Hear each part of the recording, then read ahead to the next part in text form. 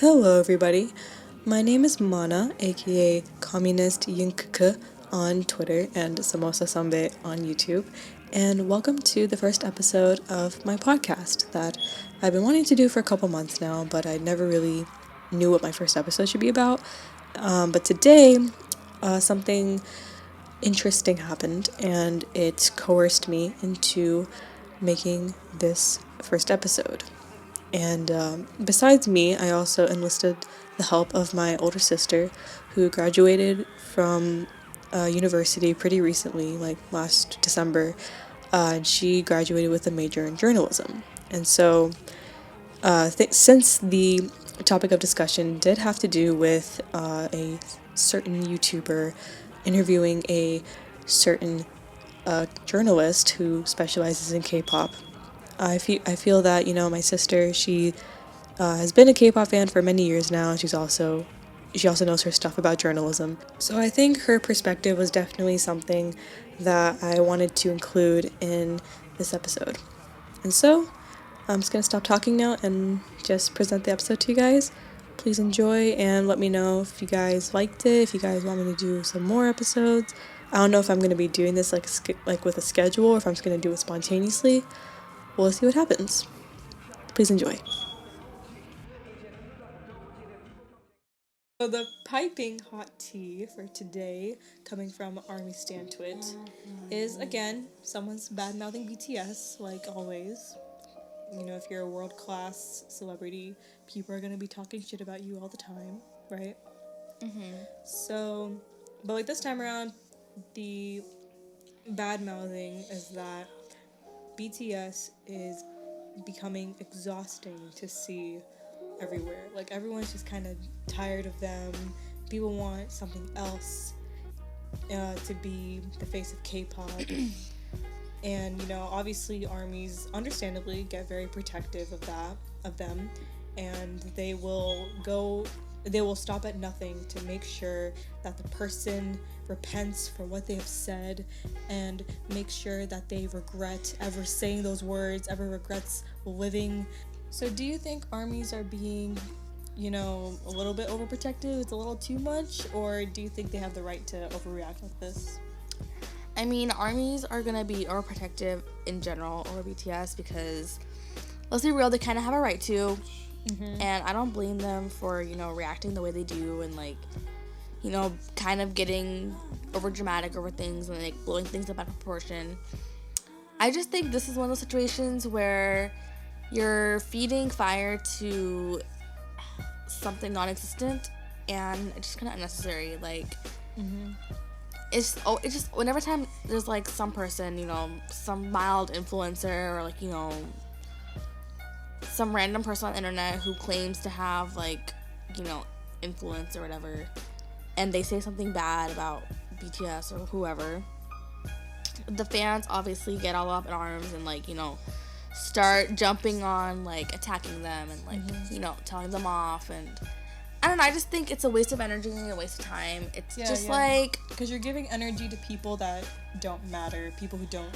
Exactly. What's gonna change? If they are, what's gonna change? They're gonna either stop talking about it, or it's just gonna blow over. But what is the point of you going up to them and doing these things?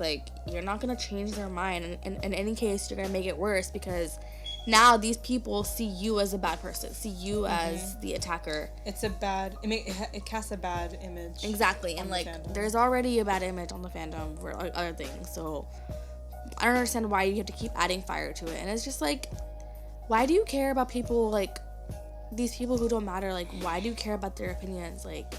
They literally don't mean anything. And some people make the argument some people certain reporters or influencers, YouTube influencers or whatever, if they say something then it could go viral. But I'm okay, well, just because they have a check mark next to their name doesn't mean it really doesn't mean shit, bro. It seriously is nothing. It's just clout.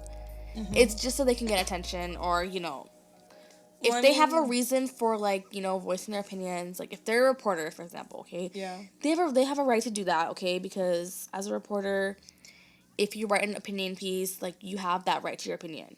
Yeah. And also in America, we have freedom of speech. Yeah, and I mean, and of course, there's gonna be, sure, there'll be certain articles that will cast them in a negative light. You know, you can't expect all press to be good press. You know. Yeah, and also, but like I think like fans think this is a case of where all publicity is good publicity and all bad publicity is bad publicity. I just think it's not worth the time and effort to like continuously be like talking to people who or like giving people the attention and platform they really don't deserve. Yeah, and also like people are reporting, you know, like there's the interview that happened today, that's what everyone's getting mad about. People are literally emailing Big Hit and like reporting this as like defamation, which I think is really it's dumb. Like a stretch. It's kind of dumb because, like, first off, Big Hit's not going to care. This is not extreme defamation. This is just some guy on YouTube giving his 2 cents on and what they he didn't thinks even, about like, okay, and they didn't say anything about, like, they didn't claim that they're, like, you know, the worst group to exist or that, like, they hate them or that, like, you know, whatever. They're not talented. Some, you know, negative thing, right? It's literally just saying that they're tired of seeing BTS everywhere. Okay, I get it, you know. They are kind of everywhere now, especially in the topic of K-pop. Like, BTS is like the forefront of the conversation. They're the face of K-pop, basically. They're the face of the conversation right now, so it makes sense, you know. Yeah, it's like you know, in America we have like celebrities we see everywhere, and we get sick of seeing celebrities everywhere.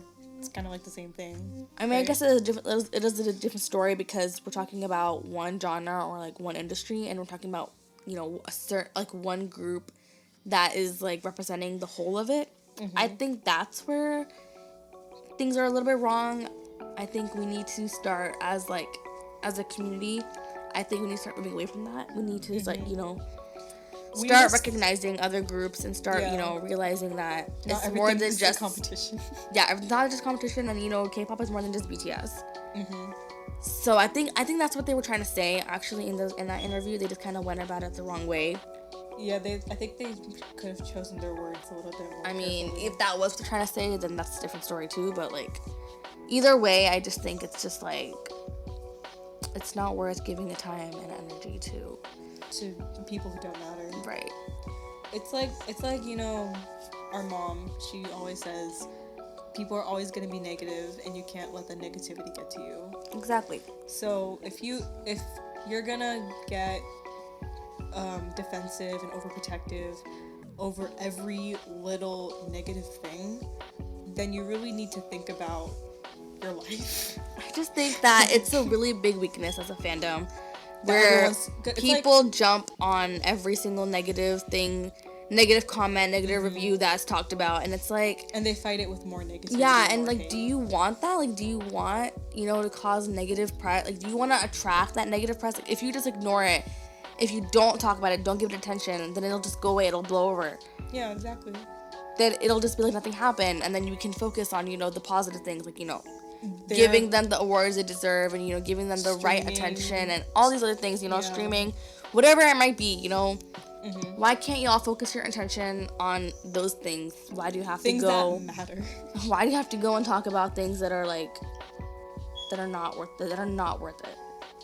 Okay, then do you think remember, like, the interview, or not the interview, but the Australian channel thing?